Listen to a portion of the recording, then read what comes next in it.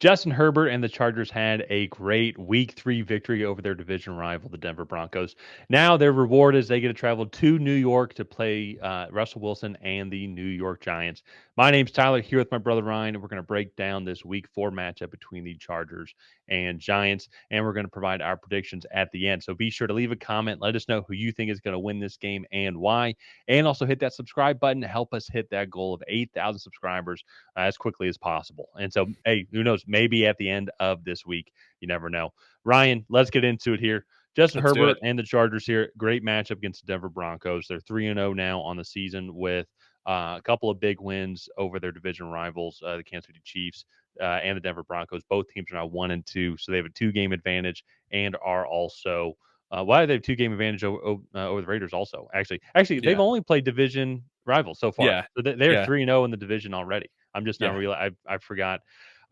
For some reason, I didn't remember the 10 p.m. Monday night game that the Chargers played against the Raiders. That was a great idea, NFL.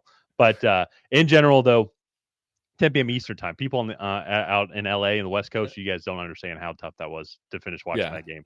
But I'm an old guy now. But anyways, they get to go now to the East Coast, play their first non-division game in the New York Giants, and man, guys, they suck.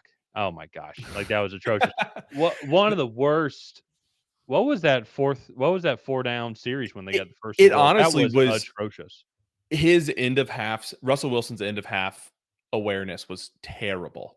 Even the Uh, pick at the end of the first half, you're right. yeah, It that was a that was one 6-point of the swing. worst throws. Like usually on those, you throw it early and you let Malik Neighbors run under it. He threw it when Malik Neighbors was already in the end zone, so he just got pinned against the uh back of the end zone. Like he just and there was nowhere for him to go. He would gotten offensive pass interference if he had tried to go through the defender to get the ball. So that was a horrible play. His 4-play sequence on their first possession, going down there to when it was 16-6, I believe, was just terrible. I don't. He got the intentional grounding. And then the third down run to the 10-yard line. Like what are you doing?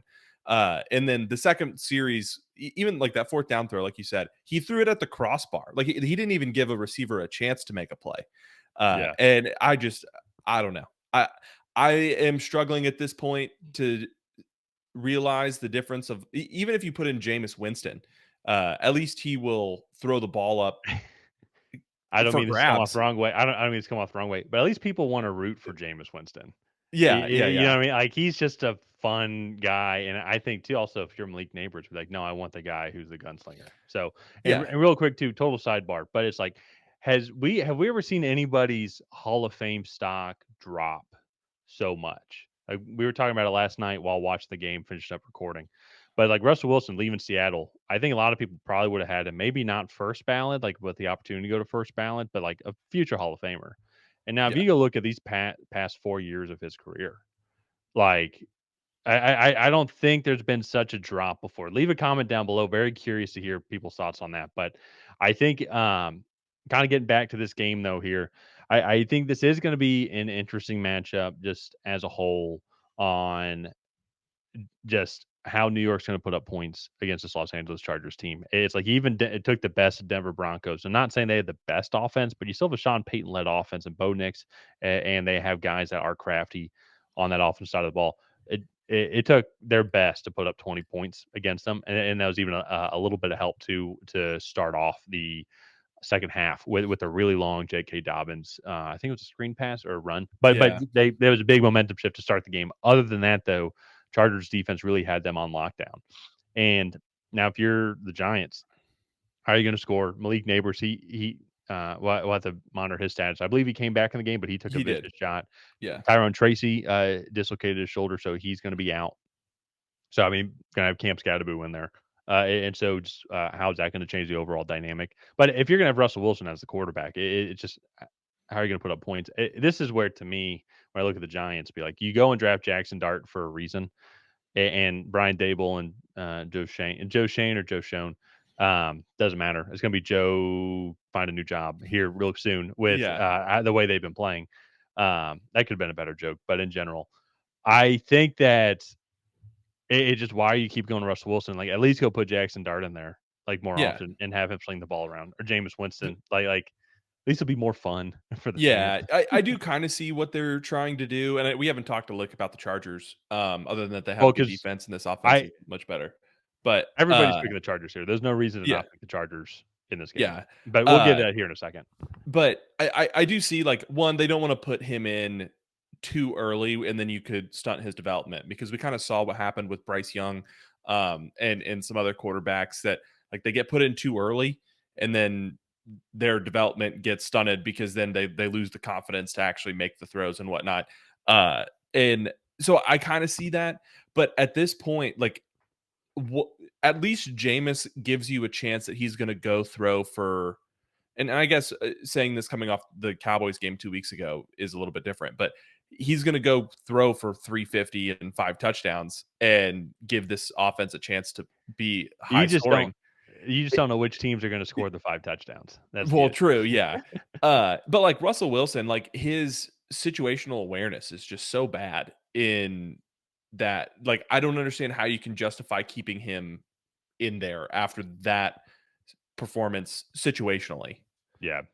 Well, and that's where and maybe it's my just mindset on things, but it's like it's like why do something when you know you're going to lose and fail? Yeah, You know, and I think that's the thing when I look at this Chargers team, this defense going up against the Giants offense, very similar to the Chiefs defense that they went up against. Very stout defensive front. I yeah, mean, very good, well coached team. Jim Harbaugh's really got this defense going here. You can make an argument, maybe even a little bit better than secondary. So like they're going to have just as big an issue in week 4 as they had in week 3 against the Chiefs team.